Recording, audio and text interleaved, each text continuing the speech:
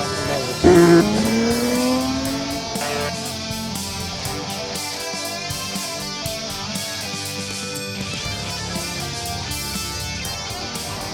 hopping.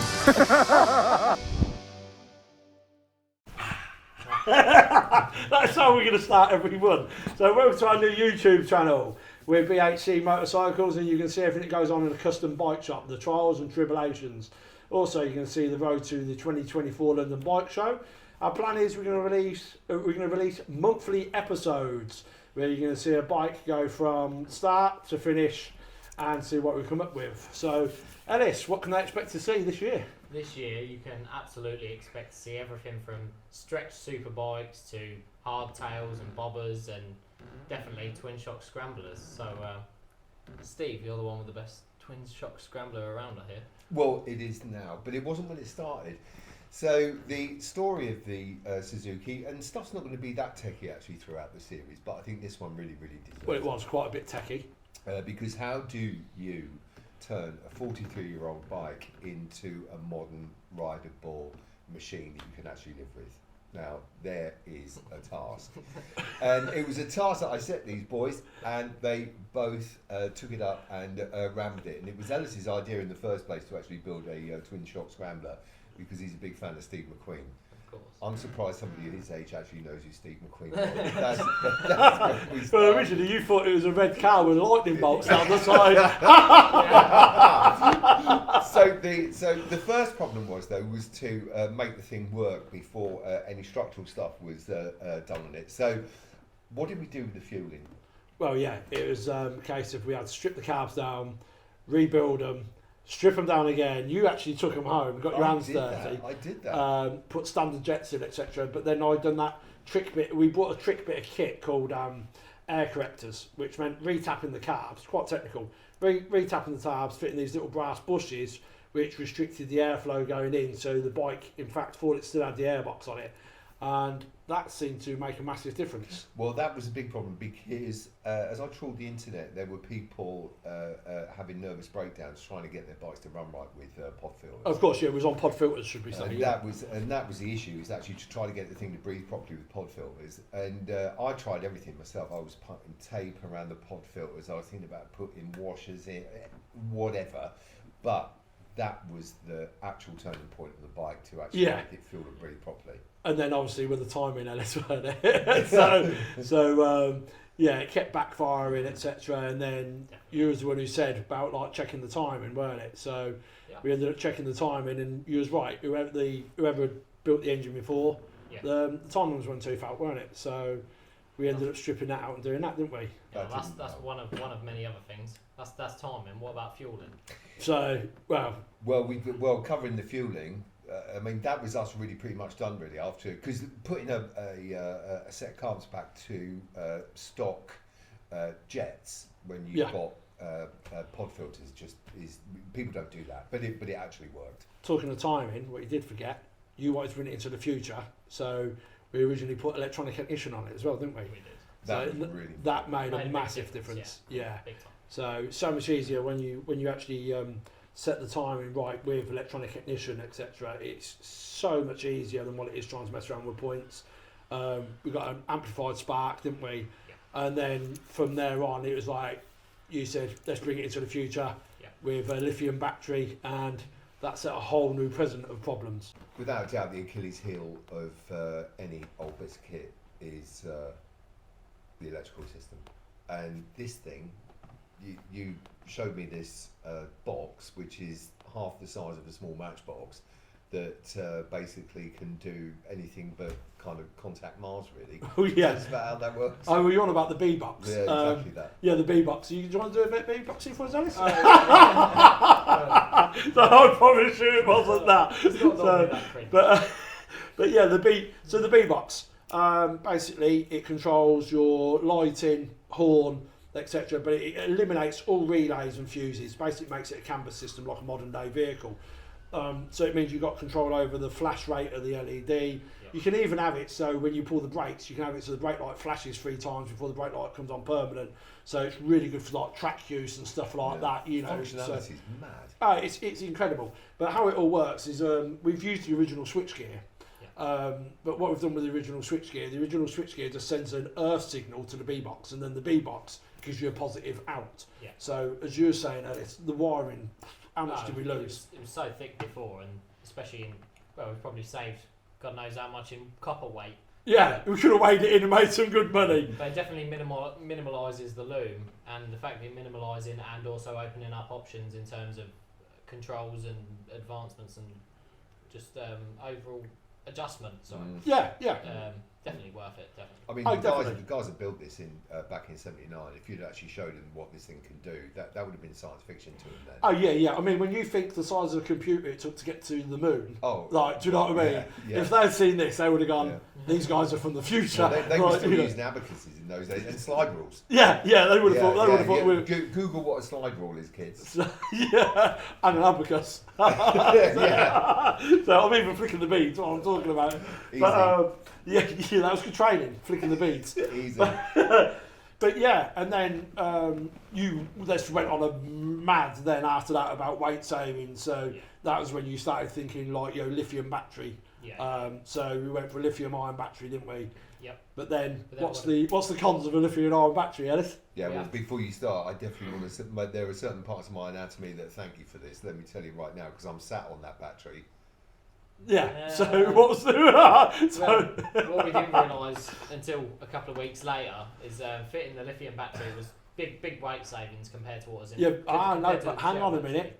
We realised there was a problem when Steve said, "Have you fitted a heated seat to this bike?" So no, we definitely haven't. So what was going wrong, Ellis?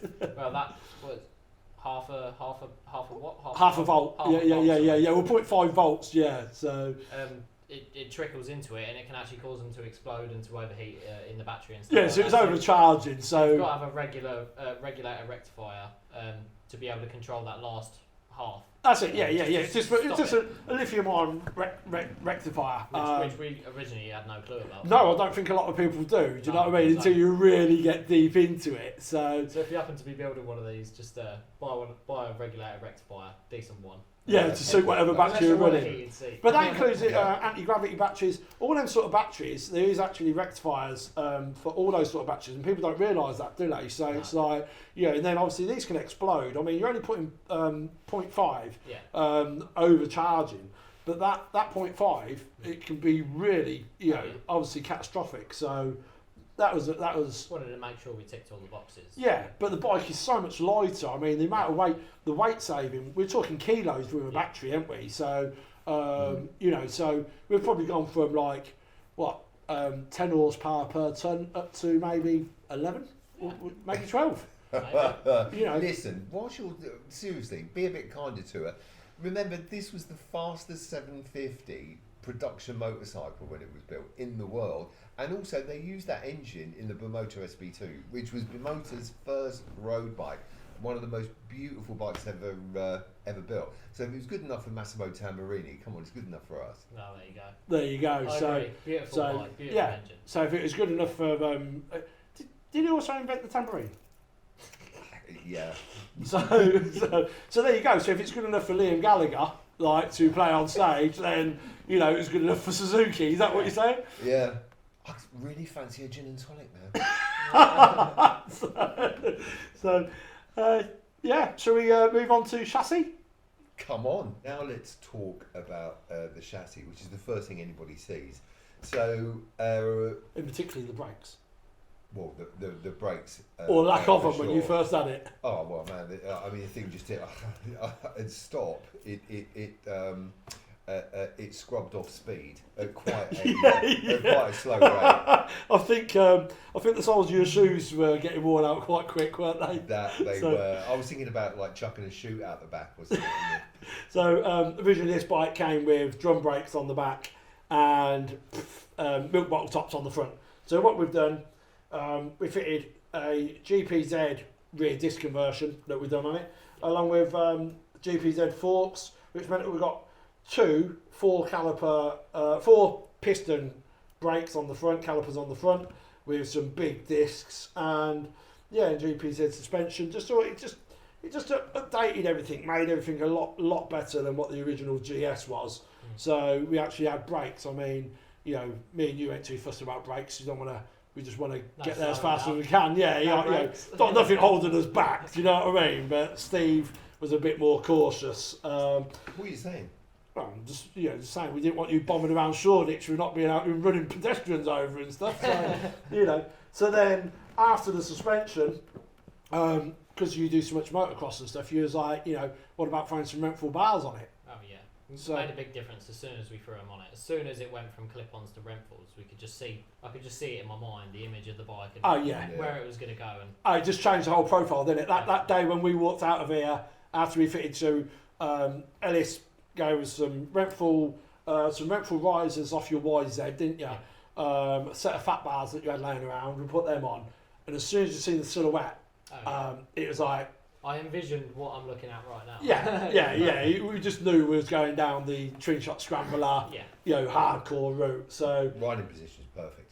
yeah, Like, and we just wanted really quality good. throughout, didn't Yeah, we? It started off like a budget build, and then obviously with us changing all the electrics, Yeah. then we're changing suspension, Yeah. stuff like that. It was like, you know, okay, let's throw some money at it and see what we can actually build with quality parts. We wanted a real steel horse, but we wanted the reliability to come with it.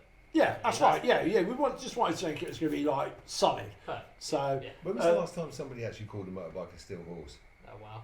so I don't know. I've heard Probably, of probably when this was built, probably, actually. yeah, probably. Ah. Check out my steel stallion.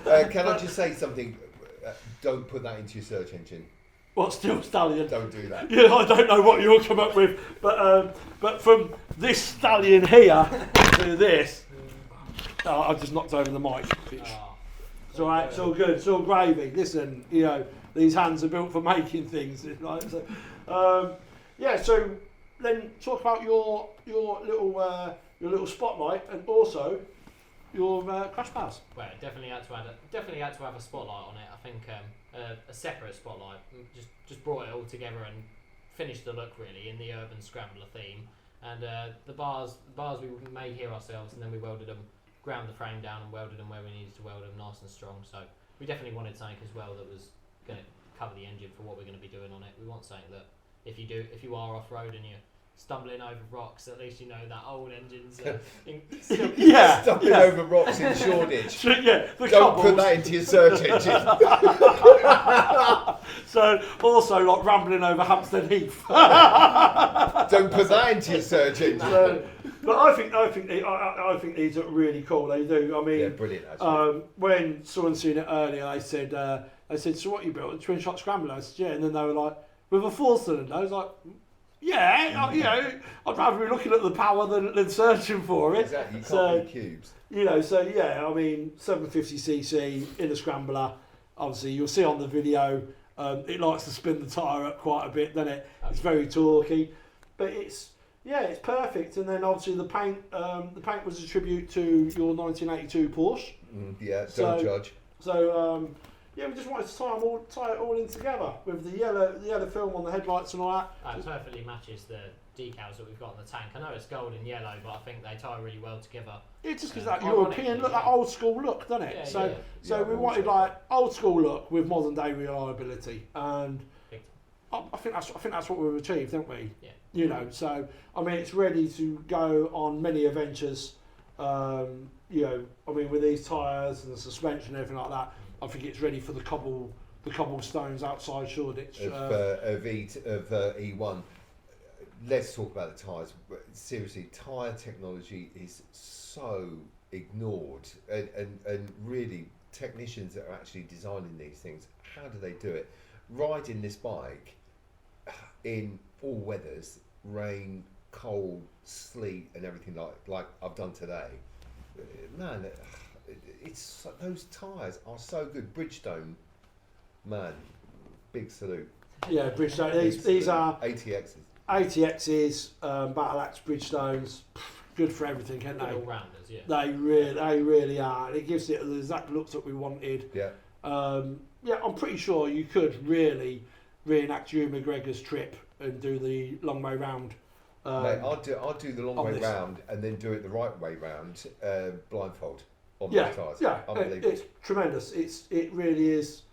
You know, it's got so much. I don't want to talk. I don't want to sound silly by saying character and stuff, but it's like when you look at an urban GS like the BMW urban GS, the R9T, which is brilliant. You know, it's an amazing bike, Yeah, but which is just ain't got the character of these old girls, are they? You know, well, for me, what the bike's done is that you still kind of have to have what the Italians call meccanica simpatica. You have to have this empathy with the bike. Yeah. You really, really do. But it's not gonna defeat you. It's not trying to, it's not trying to beat you up all the time. No, it's like kickstarting it and letting it warm up and stuff like that. Yeah, It's, exactly that. It really is as manly as a wash bag. Thank you. Would you agree with that? Yeah, probably a tartan wash bag. I don't know why wash bags in tartan would actually be more manly, but they just like. No, I was thinking more of a level one with a cutthroat. It's like shaving with a cutthroat. Do you know what I mean? When was the last time you had a shave? Let alone with So, one. well, you know. So, hey, you need something to keep you warm when you're sleeping in a box. Thank you. You know what I mean? So, talking about cutthroats, and I don't know why it reminds me of that, but that billet aluminium Rizoma unit above the bike. Probably the most expensive part of the bike. It is the most expensive part of the bike, but it really, really finishes off that front end. It just flows. I mean, considering that we ripped that off an R9T that... I had no idea, No idea, did we? It was like someone... It was a build that we'd done. We'd done a calf racer build on an R9T. That was left laying in the unit for God knows how long. Yeah. it was meant to be. Ellis started chopping it up to fit it on here, and then you Googled it, he's like, you do know they're on 300 quid. No, they're not. They're like 300, it's like 350 €. So, but the saving was on the suspension though. Because what's the suspension? Because they look like Owens, but they're absolutely German not. company we found, didn't we? It was offering the same level of quality, but for a quarter of the price. a quarter of the price, and it's Yeah, and they're TUV approved, don't they? approved still as well. Which is So what with I it wanted. TUV approved, we know it's good There's- quality. Let's be real, there was nothing wrong with the shocks that were on it, but I think it needed bringing up to spec with everything else that we'd done with all the brakes and bringing it slightly to the future. Yeah. It needed new shocks. And I think Yeah, Olin's yeah. would have been wasted. We did discuss Olin's, didn't we? But It would have been over. Yeah. it would have been overkill. I mean, there's still- £1,500 worth of shocks on £1,500 worth of shocks on a 79 Suzuki. It's you're not going to go and enter the Paris Dakar, are you, or anything like that with it. So you got to be realistic, Yeah. But how good are they? They are really good. I Would you mean, rate them? yeah, because I mean, you got room for a pillion. Probably jack it up a little bit for if you're going to. Well, they're fully adjustable. Yeah, So, exactly that. so they're coil over adjustable, so you can adjust the preload on the spring. Yeah. Then you've got the reservoir dampers, which again you can alter the rebound on them. Mm-hmm. What more could you want? If you've got fully adjustable reload, you've got rebound, preload, and also spring rate. Yeah. What more could you want? Plus a 5-year warranty, I think, 5-year warranty. Yeah. TUV approved. Yeah. For the best part of sort of like £300. Well, Man, that It was the perfect choice for this bike. Yeah, I believe so. Yeah. The only thing was, when they came, they must have been for a later Suzuki GS because they said they would fit, but they actually the end was wrong. So Yes. lucky enough, we've got a lathe being a proper custom shop. So and Ellis with his welding skills, Cutting and drilling and welding and making some bushes up. Yeah. And lo and behold, because they're the right length, we've got them. We've got them on. Fit now. And no, they're perfect fit. They work exactly as they should do. Yeah. They're bushed up properly. No, they are really good. Do we have some video of the thing riding? Yeah, I mean, yeah. Should we cut to the video? Yeah. Let's do that. Let's get it dirty. Let's have a look at it.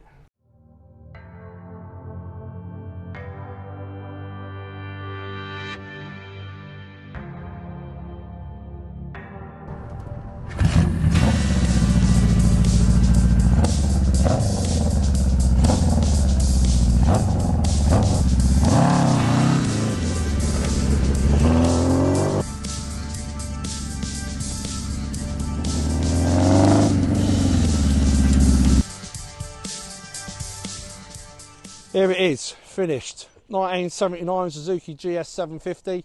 The inspiration behind the build was young Ellis, big fan of Steve McQueen. Said, I really want to do a twin shock scrambler like the Great Escape. So, what more was I to do? Shocks, tyres, rental bars, paint, twin shock scrambler done.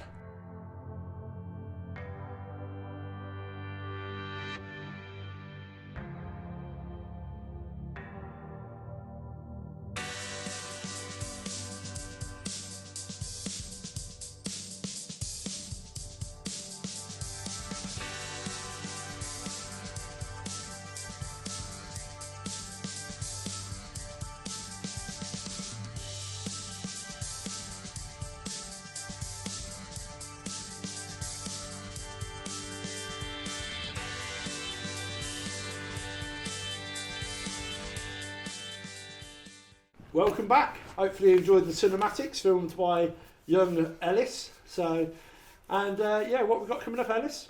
Lots coming up, lots of new bikes. Hopefully we'll be able to push out more content once a month. Yeah, once a month. New bike. There's lots of bikes that we've got waiting to come up, and lots of guests that are already interested in coming on. I know this is only our first video, but we want to see how things go, and there'll be lots to come from here, definitely. Yeah, I don't want to say it, but Guy Martin didn't say no about coming on, did he? We've had the conversations. The fact he didn't reply, I think he's quite positive. I think, you know, He's just playing hard to get. Just play hard to get, but you know, I'm sure he'll be on. Come I'm on sure. now. Yeah. So, and yeah, obviously coming up to the London Bike Show, there'll be a few special episodes coming up to that, because we've got quite a lot of stuff behind the camera at the minute, which we're not willing to show yet. We don't want to show our cards, but No. yeah, some real cool stuff coming up. Big So, stuff to come. with that, I think all that's left to say is Like. Share.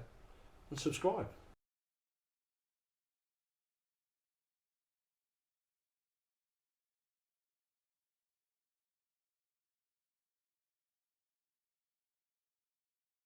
Thanks for that, right, guys. Well, that seemed to go well. That was Yeah, it was all right, wasn't it? Yeah. So, hey, well, I remember, what do you call a fish with no eyes? Go on. Do you get it? No eye. No eye. Dad jokes need to stop. I think that's all right, though, isn't it?